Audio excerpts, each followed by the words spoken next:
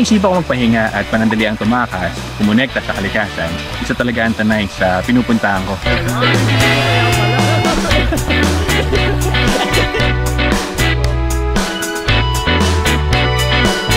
Bukod sa malapit at madaling puntahan, napakaraming spots din ang pwedeng puntahan dito. Marco, Bulalungan kami dito.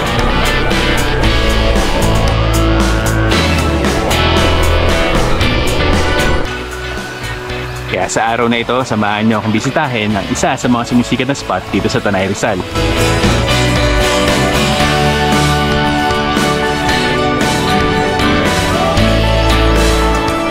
Ito, ang Anyac Falls Nature Park.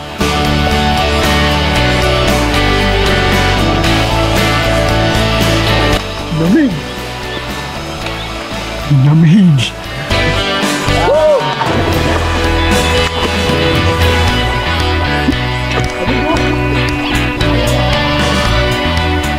Very cool.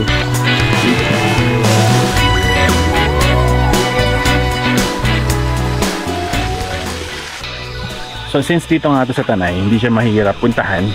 And pag-akit na siya ng Manukan, kakaliwa lang kayo yung mga papunta ng Barangay Kayabu. And search naman siya sa Google Maps, may konting rough road lang papunta. And yung kasama natin ngayon, yung dalawang tropa na kasama natin sa Batangas.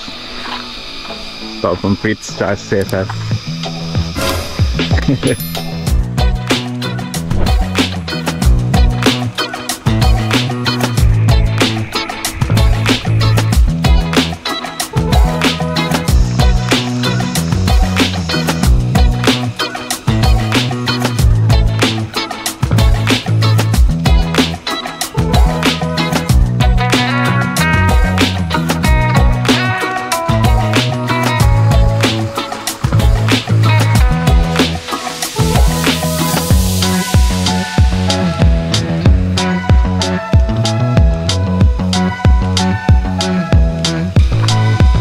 Gagalawa lang yan ha. Yan ang iba. Tsaka tuna, yung tuna natin.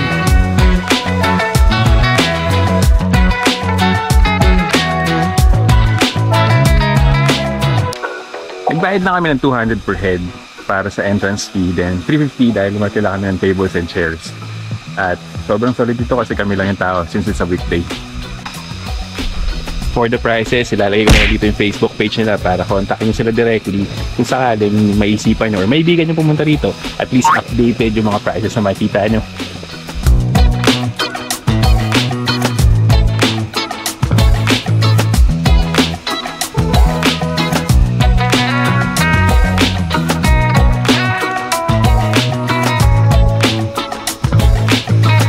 So Anyac Falls, ito yung pinaka falls na medyo mahina lang yung tubig since medyo summer pa naman. Pero yung tubig galing sa taas pababa dito. Ito yung 8 feet pababa doon. Sa baba nun yung 5 feet. So lahat ng tubig galing sa bundok pababa, flowing papunta doon. Tuloy-tuloy. Yung tubig dito tayo sa ilalim. Ito yung pinaka falls. Grabe yung rock formation nito. Ano, parang siyang nguso pababa. At ito yung ilalim. So, this.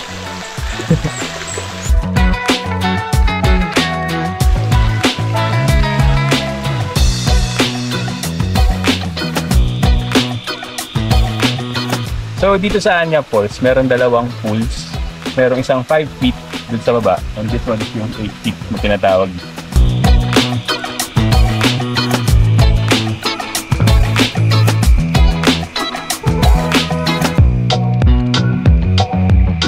And lahat ng tubig dito sa Anyac Falls ay fresh water, galing lahat sa bundok, kaya sobrang lamig. At tingnan nyo yung view natin, sobrang ganda.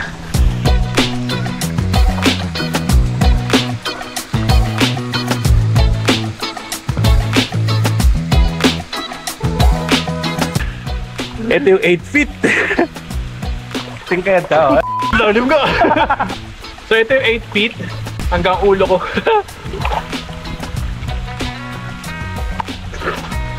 At sobrang lamig ng tubig.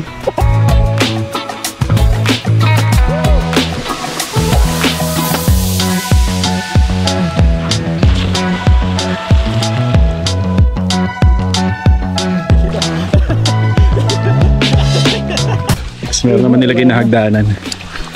Pupunta ron. Ayun yung falls. 5 feet sa likod. Sa baba, ayun. Honest review, pre, sa lugar. Peaceful. Peaceful talaga, tight up talaga. Kung gusto mo ng, alam mo yun, kung gusto mo ng payapa talaga na yung makapag-relax ka, Oo. best place to. Hindi crowded. Di crowded.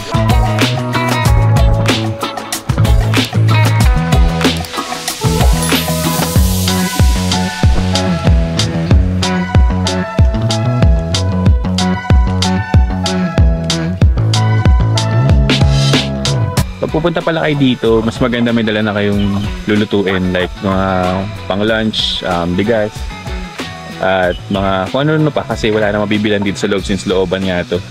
Pero just in case naman na wala na, sila ate, yung mga staff, nakutusan naman para bumili sa labas. Pero syempre nakakaya pa rin kasi lalakarin nila hanggang dun sa labas.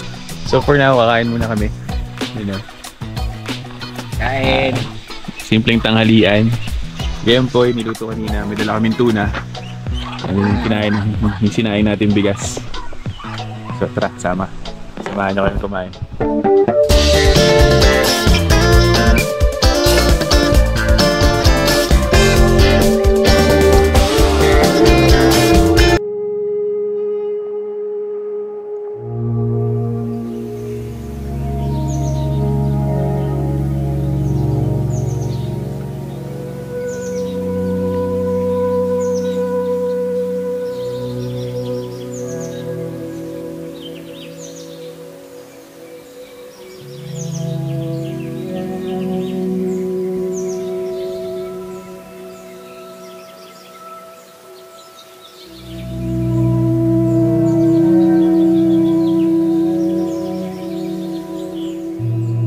So nandito kami ngayon sa 5 feet kung tawagan, pero hanggang dito lang siya. So hindi talaga siya yung usual na 5 feet. Siguro pag tumaas na konti. Ito yung sa baba, dun sa taas yung kaninang pinuntahan natin yung 8 feet. Tapos meron pang 3 feet dito na nililinis nila, medyo mababa yung tubig pero pwede siya pang bata. Tapos ito lang yung tubig na nanggagaling dun sa taas. Dire-diretso siya dito sa baba. Meron lang tubo dito, dadalo siya dito, papunta sa dito. Ayan siya. Tapos doon may mga koi fish sa baba. So tama nga yung sabi dun sa reviews na nakita ko nung tinignan ko to sa TikTok at sa Facebook. Sobrang friendly ng mga staff nila. And one good thing about Anyak Falls sa Nature Park, sobrang solemn. Kami lang yung tao ngayon. And ito yung view nyo ng paligid. Puro mahogany yata itong mga puno na to. Sa likod niyan may nandun yung bundok. Hindi ko alam kung anong bundok yun. And ang daming cottages. Merong mga tables and chairs na pwedeng arkilahin. Yung arkila namin is $350. Pero meron silang mga cottages dito na kubo type. At meron din pang overnight na para siyang room pero kubo din.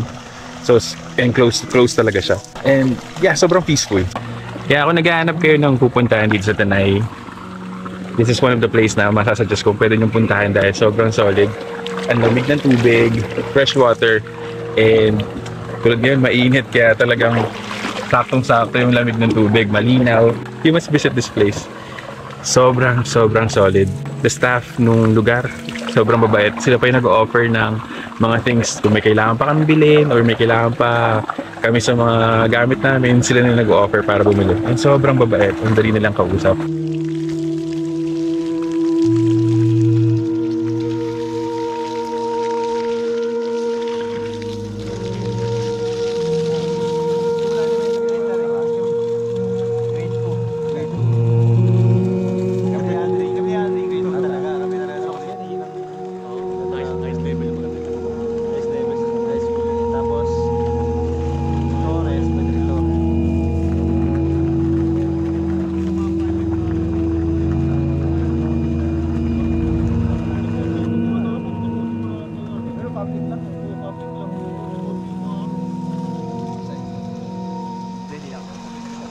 Kaya ito lang, wala mo naman, di ba? Wala natin.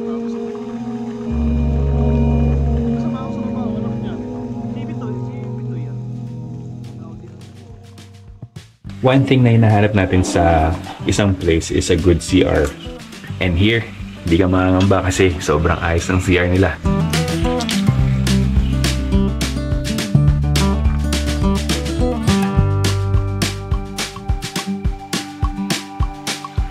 Sobrang lawak din ng hugasan ng pinggan. Yung pinaka-sink ba?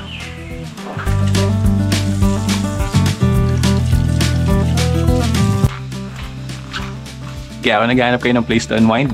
Anyap Falls. Puntahan nyo na to.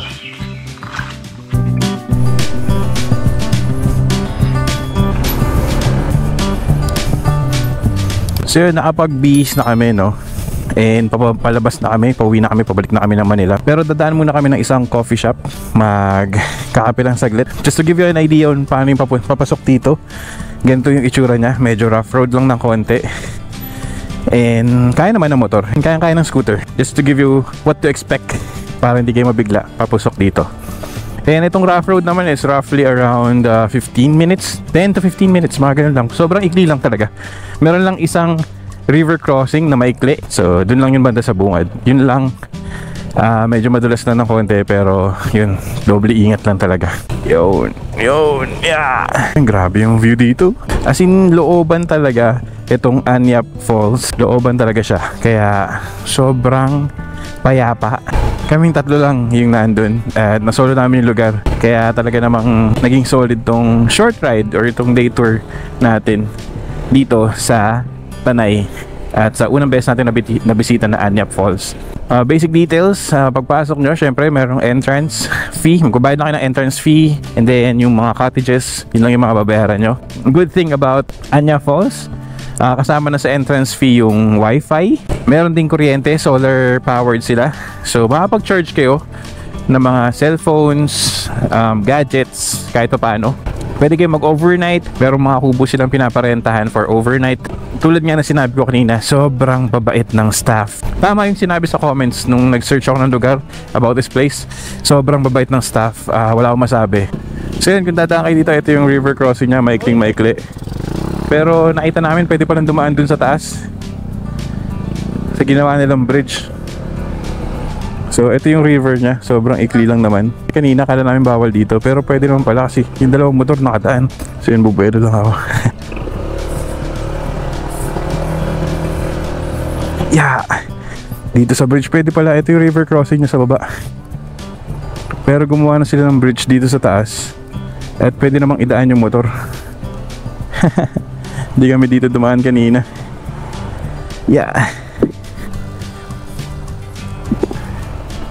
Yeah, yun. Yeah. Yun, pwede naman pala dun.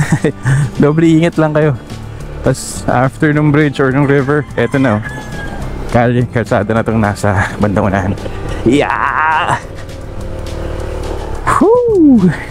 So yun, sobrang salamat sa pagsama sa amin sa biyahe na ito. Hope to see you guys on the next video. And ingat sa mga nasa biyahe. Ride safe sa mga nagmumotor. God bless everyone. Thank you. Ciao. Napakaganda talaga ng Tanay, oh. Woo! Let's go.